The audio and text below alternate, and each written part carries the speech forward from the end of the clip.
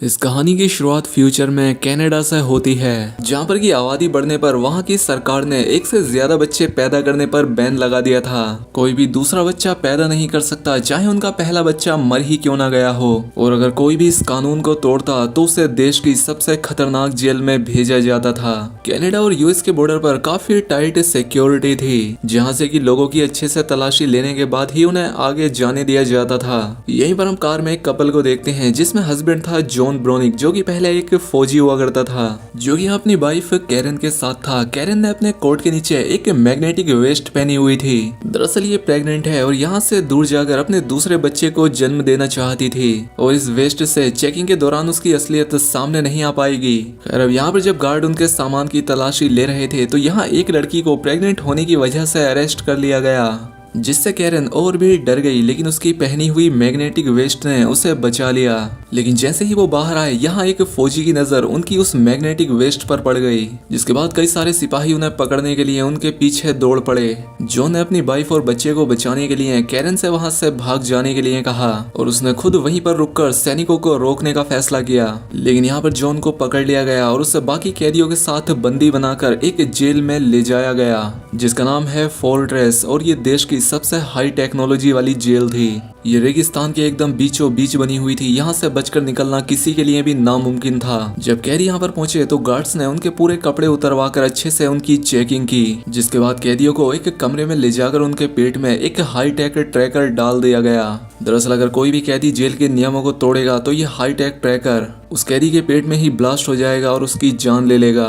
इस जेल के warden pony ने समझाया कि अगर कोई भी कैदी येलो लाइन से बाहर जाएगा तो उसके पेट में एक तेज दर्द होगा, और अगर रेड लाइन को पार करेगा तो उसकी वहीं पर जान चली जाएगी। यहाँ पर अचानक से एक कैदी येलो लाइन के पार चला गया और पेट के तेज दर्द से वो नीचे गिर पड़ा।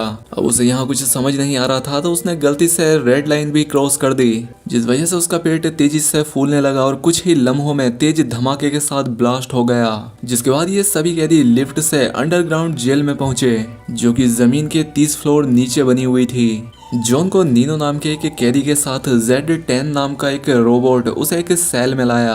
कैदियों को बाहर जाने से रोकने के लिए सभी सेल्स के बाहर लेजर बीम भी लगाई गई थी। जॉन की मुलाकात यहाँ पर डीडे और एब्राहम से हुई।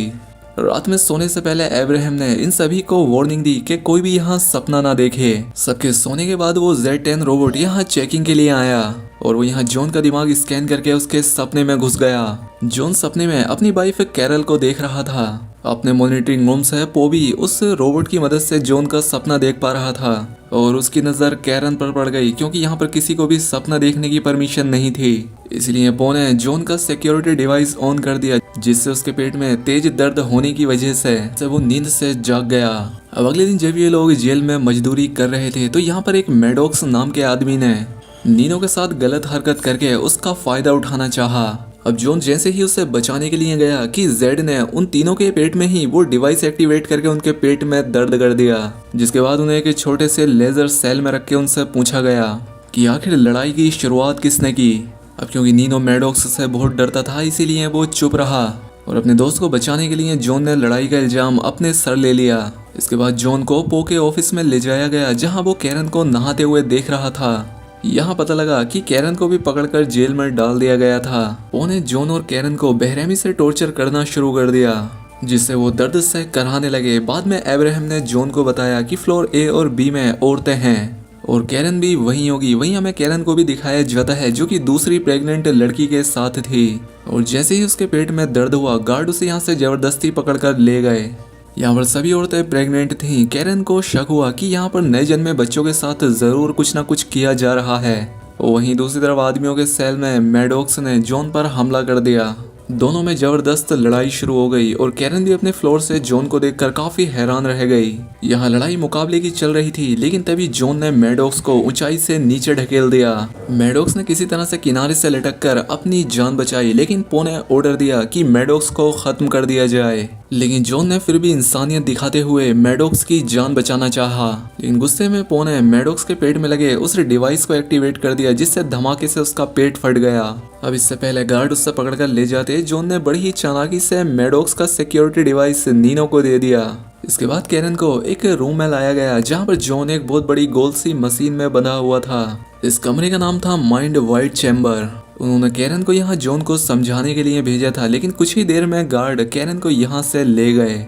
जिसके बाद ये मशीन यहाँ जोर जोर से घूमने लगी और जॉन के दिमाग में गड़बड़ी शुरू हो गई। ये पो का ऑर्डर न मानने की सजा थी। जॉन के दिमाग में उसके ट्रेनिंग के दिन और उसके शादी की बातें चल रही थी। पो ने कैरन को अपने ऑफिस में बुलाया। दरअसल वो समझ नहीं पा रहा था कि आखिर 3 दिन से जॉन उस मशीन पर कैसे टिका हुआ है, जबकि ज्यादातर लोग 1 घंटे में ही मर जाते हैं। वो उससे कहता है कि देखो, अगर तुम जॉन को छोड़कर मुझसे शादी कर लो तो मैं जॉन और तुम्हारे बच्चे दोनों को छोड़ दूंगा। अब अपने बच्चे और अपने पति को बचाने के लिए कैरन न चाहते हुए भी तैयार हो गई। जब जॉन अपने सेल में पहुंचा तो वो एक जिंदा लाश की तरह था। वो किसी से कोई बात नहीं करता था। वो एकदम गुमसुम पड़ा रहता, यहाँ तक कि उसे कोई भी किसी तरह का भी दर्द महसूस होना भी बंद हो गया। दूसरी तरफ कैरन अब पो के साथ रहने लगी। एक रात उसने देखा कि पो एक रूम में कई सारी तारें अपने शरीर में लगाकर बैठा हुआ था। यहाँ पर उसे पता लगा कि पो को मॉडिफाइड करके उसे एक एडवांस्ड ह्यूमन बनाया गया। उसे ना ही खाने पीने और ना सोने की जरूरत थी, और महीने में एक बार ये तार उसे अपने शरीर में जोड़कर एमिनो एसिड लेना ही उसकी खुराक थी। और जेल में पैदा होने वाले बच्चों के साथ भी यही किया जाता है। उनके साथ बहुत सारे ऑपरेशंस करके उन्हें एडवांस्ड ह्यूमन बना दिया जाता है, ताकि भविष्य के इंसान भूख प्यास जैसी चीजों से पूरी तरह से आजाद हो जाएं। ये सुनकर कैरन के होश उड़ गए। खैर, अब 4 महीने हो चुके थे और जॉन की हालत में कोई सुधार नहीं आया था। अब्राहम ने जॉन को बताया कि कैरन का पेट बढ़ने लगा है और जल्द ही तुम्हारा बच्चा इस दुनिया में आ जाएगा। जॉन ने कोई मूवमेंट तो नहीं की, लेकिन उसके आंख से एक आंसू टपका। अब उस रात कैरन ने पो को बहुत सारी शराब पिलाई और उससे बेहोश कर दिया। वो कंट्रोल पैनल के जरिए जॉन के दिमाग तक पहुंची, जहां पर जॉन बचपन में एक गड्ढे में फंसा हुआ था। कैरन ने सपने में जॉन को गड्ढे से बाहर निकाल दिया और अब असलियत में भी जॉन को होश आ चुका था। अब उसे सही हालत में देखकर उसके सभी साथी बहुत खुश हुए। जिसके बाद जॉन ने अपनी वाइफ कैरन को यहाँ से लेकर भागने में अब्राहम की मदद मांगी, और अब अब्राहम भी जॉन की मदद करने के लिए तैयार हो गया। वहीं जब कैरन को ये पता लगा कि जॉन ठीक हो गया है तो वो भी बहुत खुश हुई। बाद में नीनू ने जॉन को वो सिक्योरिटी डिवाइस दिया जो कि उन्होंने मैडॉक्स की बॉडी से लिया था। दरअसल उनका दोस्त डीडे जेल में आने से पहले कंप्यूटर में बहुत अच्छा था और उसने उस डिवाइस की अच्छी तरीके से जांच करने का फैसला किया। इसके बाद कैरन ने पो के केविन से हीरे जैसी दिखने वाली एक चीज चुराई। वो यहाँ पकड़ी ही जाने वाली थी कि उसने उस चीज को अपने मुंह में रख लिया। अगले दिन उसने वो हीरे जैसी चीज अब्राहम को देकर उसे जॉन तक पहुंचाने के लिए कहा। दरअसल ये हीरे जैसी दिखने वाली चीज इस जेल का पूरा एक डिटेल्ड नक्शा था। इन्होंने हिसाब लगाया कि कंस्ट्रक्शन साइट से होते हुए जेल से निकला जा सकता है। अगले दिन अब्राहम ने उस नक्शे को वापस पो के रूम में रख दिया ताकि किसी को भी इस बात का शक ना हो। दूसरी तरफ डीडे ने भी ये पता लगा लिया कि वो सिक्योरिटी डिवाइस कैसे काम करता है। उस डिवाइस के अंदर एक बहुत ही ताकतवर मैग्नेट लगी हुई थी। उन्होंने इस डिवाइस की मदद से अपने शरीर में लगे हुए डिवाइसेस को भी बाहर निकालने का फैसला किया। उनका ये प्लान काम किया और सभी के सिक्योरिटी डिवाइसेस बाहर आ गए। अगले दिन जेड रोबोट ने पो को बताया कि जेल में कुछ गड़बड़ी चल रही है। जब पो ने अपने सीसीटीवी कैमरा में देखा तो उसने कैरन को वो लेंस चुराते हुए और साथ ही अब्राहम को वो वापस रखते हुए भी देख लिया। लेकिन इससे पहले वो कुछ कर पाता, जेड ने उसे बताया कि उसकी लापरवाही की वजह से उसे डायरेक्टर की पोस्ट से हटा दिया गया है। दूसरी तरफ जॉन की पूरी टीम अपने काम में लग गई। वो यहाँ से भागने की पूरी तरह से तैयारियां कर चुके थे। उन्होंने अपने अंदर से उन डिवाइसेस को निकालकर कंस्ट्रक्शन साइट की पाइप्स पर लगा दिए और वो यहाँ पर आपस में ही लड़ाई करने लगे। जब जेड रोबोट को उनकी लड़ाई के बारे में पता लगा तो उसने उन डिवाइसेस को एक्टिवेट कर दिया, लेकिन उनके सिक्योरिटी डिवाइसेस तो पाइप्स पर लगे हुए थे। तो उनके जोरदार धमाके की वजह से पाइप फट गई और वहां भागने का एक रास्ता बन गया। लेकिन इससे पहले वो यहाँ से भाग पाते, पो ने कंट्रोल रूम से पाइप में बेहद गर्म हवा छोड़ दी। वहीं कई सारे हाईटेक रोबोट ने यहाँ आकर उन पर गोलियां बरसाना शुरू कर दी। वो लोग अब इस पाइप में फंस चुके थे। स्टेक्स नाम का एक कैदी घबराकर वापस से जेल में जाने लगा, लेकिन उन रोबोट्स ने उसे गोलियों से छन्नी कर दिया। दूसरी तरफ अब्राहम कैरन को जेल में लेने पहुंचा, लेकिन उसी वक्त पो वहां आ गया। उसने अब्राहम को मार डाला और गार्ड्स कैरन को यहाँ से खींच कर ले गए ताकि उसके बच्चे को भी एडवांस ह्यूमन बनाया जा सके। दूसरी तरफ जॉन की टीम एक रोबोट को मार गिराने में कामयाब हो गई। तभी इन्हें यहाँ पता लगा कि ये कोई रोबोट नहीं बल्कि एडवांस्ड ह्यूमंस ही हैं। जॉन ने उस रोबोट की बंदूक उठाई और बाकी रोबोट्स का सामना करते हुए वापस जेल में पहुंचा और आखिरकार सभी लोग एक लिफ्ट में चढ़कर ऊपर जाने लगे। उन्होंने पो के केबिन में जाकर कैरन को ढूंढा, लेकिन तभी उसकी नजर सीसीटीवी पर पड़ी जहाँ पर उसके और कैरन के बच्चे को डॉक्टर जबरदस्ती पकड़कर उसे बाहर निकाल रहे थे। जो ने पो को धमकाते हुए कहा कि वो ये ऑपरेशन बंद करवाए, लेकिन पो अब एक डायरेक्टर ही नहीं था, इसलिए उसकी अब कोई सुनेगा भी नहीं।